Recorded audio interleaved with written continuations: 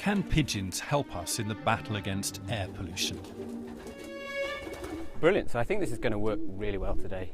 It sounds far-fetched, but academics from Birmingham University are convinced they can. Everybody I've brought into it, they sort of first give me the look that maybe you're giving me, where sort of, is this for real? Is this actually going to work? We have a super fast temperature sensor. Climate specialist Rick Thomas is planning to strap these tiny sensor packs to the backs of pigeons. If we know the temperature above the rooftops, then we can test the models of urban air pollution. Time for the test flight. Fitting the sensors is a delicate operation. Hello, my little friend. They are tiny, just 5% of the pigeon's weight, to protect the welfare of the birds. One of the pigeons is fitted with a tiny camera to record the flight. Much is resting on the next few minutes. I feel nervous. This is the first time that we've done this.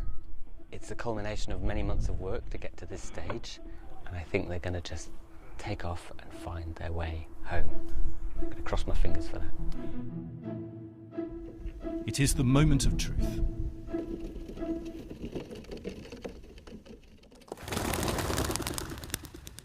Oh yeah. Yeah, that's them. Yeah, that is them, yeah. Oh wow. We didn't see the devices fall off when they flew off. Yeah, they were still on them. They looked happy enough. They looked like pigeons flying to me. Did they to you? Yeah. The pigeons will fly just over a mile. This, the rather disorientating view from Pigeon Cam. But what exactly is it the scientists are trying to discover? They already know that nitrous oxide, the pollution that comes out of diesel engines, rises with the heat coming from roads and buildings to rooftop level. But what happens to the pollution next? Where does it go? To model it, they need accurate temperature measurements in this microclimate. But how to get the data? Kind of thought, well, birds, they fly everywhere. If they could carry our sensors, if our sensors could be tiny and accurate enough, then we can start to understand the dispersion of air pollution around the city.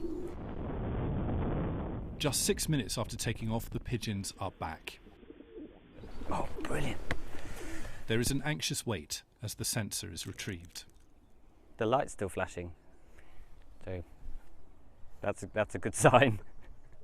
First of all, I've got, the file's big enough. Second thing is, there's wiggles. This is what the data shows, the route taken by the pigeons and, critically, the temperature just above the rooftops. This information will help to model how pollution moves around big cities.